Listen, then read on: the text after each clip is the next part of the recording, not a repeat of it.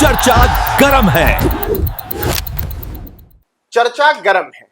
जी हां, चर्चा गरम है कि सूत न कपास जुलाहों में लठमलठ। यह स्थिति बिहार में विपक्षी दलों के इंडिया गठबंधन की है।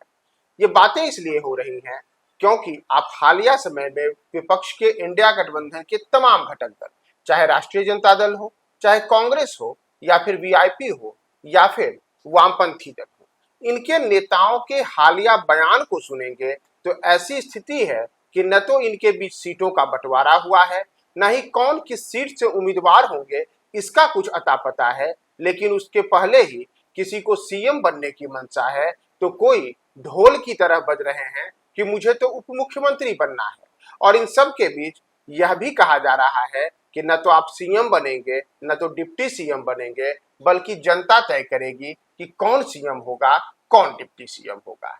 यानी कि आप कह सकते हैं कि भारतीय जनता पार्टी और एनडीए गठबंधन जहां एक और मुख्यमंत्री नीतीश कुमार के प्रति अपना विश्वास जताते हुए चुनाव में उतरने की तैयारी में है, तो दूसरी ओर इंडिया गठबंधन की स्थिति है कि इनके बीच कोई समझौता ही नहीं है और सूत न कपास जुलाहों में लठमलठ वाली स्थिति है।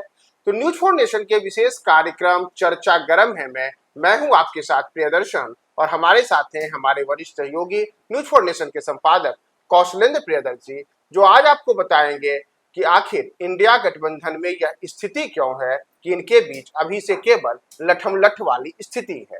कौशलेंद्र जी, आखिर क्या स्थिति है कि मौजूदा समय में इंडिया गठबंधन के तमाम घटक दलों के नेताओं के बीच उप मुख्यमंत्री और मुख्यमंत्री की कुर्सी को लेकर के अलग अलग किस्म की बयानबाजी चल रही है? देखिए, इसकी शुरुआत बहुत पहले हो गई थी जब अल्लाह बरू जी यहाँ आए थे, जो बिहार कांग्रेस के प्रभारी हैं, राहुल गांधी के बहुत करीबी हैं। उनका जब पदार्पण हुआ बिहार की धरती पर जी और जब उनसे ये पूछा गया कि आपका सीएम कैंडिडेट कौन है, महागठबंधन में कोई सीएम कैंडिडेट है, जी तो उन्होंने कहा कि नहीं, वो शुरू से कि अभी कोई तय नहीं है। इसी बीच अखिलेश प्रसाद सिंह जब बिहार प्रदेश कांग्रेस के अध्यक्ष थे तो उन्होंने कह दिया कि हमारे महागठबंधन के मुख्यमंत्री का चेहरा तेजस्वी यादव। जी उससे भी आगे बढ़ते हुए तेजस्वी यादव ने एक जनसभा को संबोधित करते हुए खुद कहा कि मैं जब सीएम बनूंगा। जी सवाल साफ हो गया कि मतलब सवाल जो था उसका उत्तर खुद तेजस्वी यादव ने दिया कि मैं सीएम कैंडिडेट महागठबंधन की तरफ से हूं।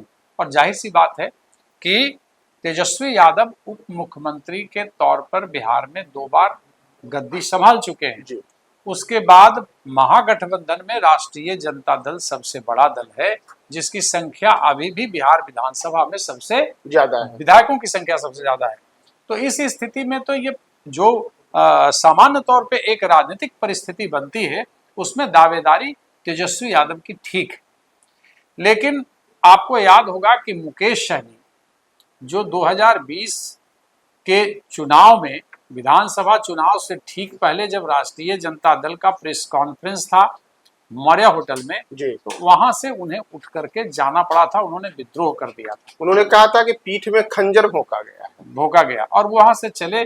फिर भारतीय जनता पार्टी ने उन्हें अपने पाले में लिया और कुछ ज्यादातर अपने सिंबल पर इनके उम्मीदवारों को लड़ाया, और बाद में जो घालमेल हुआ वो किसी से छिपा नहीं। राजू सिंह से लेकर के मिश्री लाल यादव सब के सब बदल गए जी। फिर उसके बाद मुकेश सहनी ने ताल ठोकी, कहा कि भाई ये तो गद्दारी है, हम छोड़ेंगे नहीं, और तेजस्वी यादव के साथ लगातार वो बने हुए हैं जी। और इतना तक कि वो जहां जहां तेजस्वी यादव की जनसभा होती है वो मौजूद रहते हैं, कभी विमान में मछली खाते हुए, तो कभी मतलब उनकी सक्रियता तेजस्वी यादव के साथ सियासी तौर पर देखते बनती है। महत्वाकांक्षा तो है, सबके अंदर है, चूंकि राजनीति करते हैं, उनका अपना एक वोट बैंक है। तो मुकेश सहनी भी ताल ठोक रहे हैं कि हमें 60 सीट चाहिए और खुद को बिहार का डिप्टी सीएम भी घोषित कर रहे हैं जी। स्वघोषित मतलब स्वयंभू घोषणा है ये। अब सवाल है कि जब महागठबंधन के अंदर ये लगातार कोई सीएम कोई डिप्टी सीएम का गांठ बांधने पर जुटा है और चुनाव अब सर पे आ चुका है। अक्टूबर माह में, नवंबर माह में चुनाव, अक्टूबर में चुनाव, आचार संहिता भी संभवतः 45 दिन या 40 दिन, 2 महीना लागू हो जाता है। तो जब आप रण क्षेत्र में 15 अगस्त को मुख्यमंत्री के द्वारा अंतिम भाषण जारी होते ही एक स्थिति बनेगी और सारे के सारे लोग बहुत जोड़ तोड़ से इस ओर लग जाएंगे। लेकिन अब जो महागठबंधन के बीच की स्थिति है उसमें सियासी संकट यह है कि हर आदमी अपने अपने को वजूद में लाने के लिए, या आप कह सकते हैं कि पॉलिटिकल बार्गेनिंग के तहत एक दूसरे पर दबाव बनाने के लिए अपने आप को डिप्टी सीएम, सीएम, तो बेचारी कांग्रेस क्या करे जी। उसने साफ साफ कहा, उनके जो प्रभारी थे, हालांकि इससे पहले बिहार प्रदेश कांग्रेस के जो अध्यक्ष थे राजेश राम से पहले, उन्होंने बड़े स्पष्ट तरीके से कहा था, घोषणा की थी कि हमारे सीएम कैंडिडेट तेजस्वी यादव हैं जी। अखिलेश प्रसाद सिंह की का जो करीबी रिश्ता लालू प्रसाद यादव से रहा है या उनके परिवार से रहा है, राष्ट्रीय जनता दल में से ही उन्होंने राजनीति शुरू की, उसके बाद वहां मंत्री भी बने, बिहार सरकार में स्वास्थ्य मंत्री रहे, फिर कपड़ा राज्य मंत्री के तौर पे राष्ट्रीय जनता दल से केंद्र में रहे 2004 से 9 के बीच में। तो अब उन्होंने तो घोषणा कर दी, लेकिन कांग्रेस के जितने बड़े नेता यहाँ आए और अब बिहार जो राहुल गांधी के सबसे करीबी यूथ कांग्रेस में थे अल्ला वारू, वे जब आते हैं बिहार तो उन्होंने कह दिया, कल की बात है, वे कहते हैं कि कौन सीएम बनेगा, कौन डिप्टी सीएम बनेगा, यह जनता तय करेगी। तो जीतने वाले विधायक, हाँ, अब चर्चा यह है कि अगर ये सिर्फ फुटबॉल की स्थिति महागठबंधन के अंदर ऐसे ही बनती है तो क्या मुकेश सहनी का क्या होगा। मुकेश सहनी को लेकर के तमाम तरीके की बातें, पॉलिटिकल गॉसिप चल रही है कि मुकेश सहनी फिर से एक बार चले जाएंगे, मुकेश सहनी फिर से एक बार एनडीए के तरफ आ जाएंगे, और एनडीए भी पलक पावड़े बिछाकर मुकेश सहनी का इंतजार कर रहा है। क्योंकि एक मतलब होता है ना कि आप आ जाइए मेरे पास, फिर आपको अपने तरीके से बार्गेन करेंगे, और एक खेल तो होता है कि छोटी मछली को बड़ी मछली खा जाती है। ये राजनीतिक मतलब सियासी तौर पे कई बार ऐसे उदाहरण देखने को मिले हैं। तो ये इनके अंदर का जो खेल है वो कहीं ना कहीं एनडीए को मजबूत कर रहा है। मुकेश सहनी को क्या 60 सीट मिल जाएगा, कौन कितने सीटों पर लड़ेगा, सीट का बंटवारा अभी कुछ हुआ नहीं, और ये आपसी चर्चा में मस्त है, खुद की चर्चा में मस्त है, स्वयंभू सीएम, स्वयंभू डिप्टी सीएम घोषित करने में लगे हैं। कांग्रेस उस पर आप कहिए कि मिट्टी डालने में लगी है कि जनता तय करेगी। तो चर्चा यह है प्रियदर्शन कि महागठबंधन के अंदर जो खलबली है स्वयं को सीएम डिप्टी सीएम घोषित करने की, उससे यह एक संदेश जा रहा है, चर्चा है कि कोई न कोई वहां से भाग खड़ा होगा और फिर एनडीए के लिए स्थिति मजबूत हो जाएगी। आखिर जो महागठबंधन है, महागठबंधन में सीटों के बंटवारे को लेकर के अब तक क्यों नहीं उस किस्म की बैठकें होते हुए दिख रही हैं? देखिए, बैठकें हो रही हैं, जुम पे भी लोग आपस में बात कर रहे हैं जी।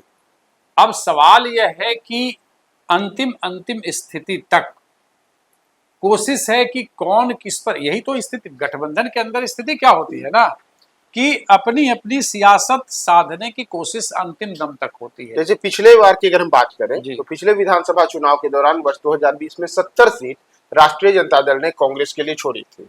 कांग्रेस का प्रदर्शन केवल 19 सीटों पर उनके अनुकूल रहा था, और उस वक्त आपने जैसा बताया कि मुकेश सहनी अंतिम समय में गच्चा दे गए थे तेजस्वी यादव को। गच्चा नहीं दे गए थे, बल्कि मुकेश सहनी को संभवतः गच्चा देने की तैयारी थी, तो तेजस्वी, हाँ।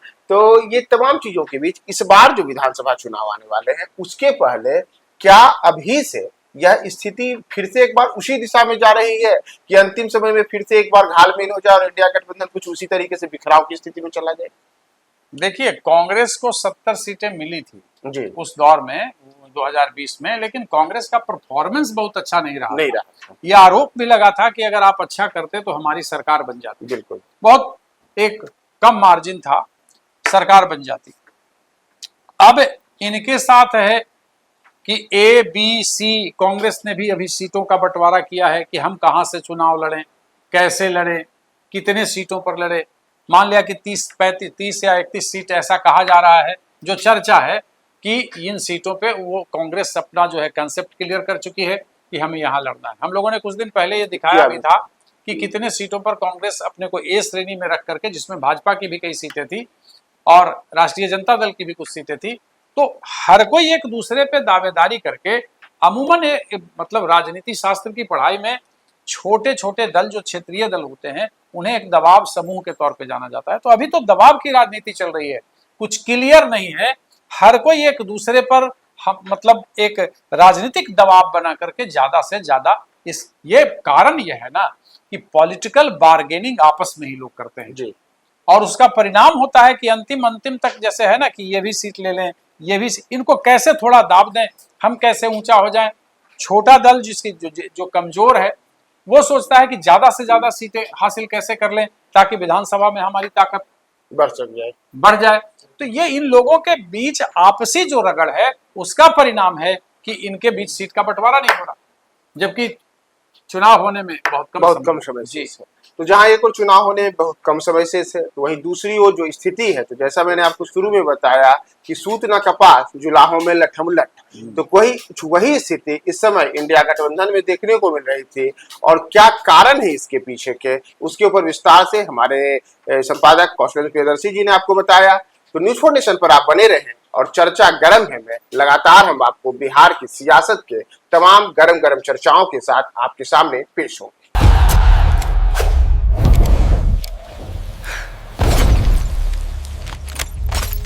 चर्चा गर्म है।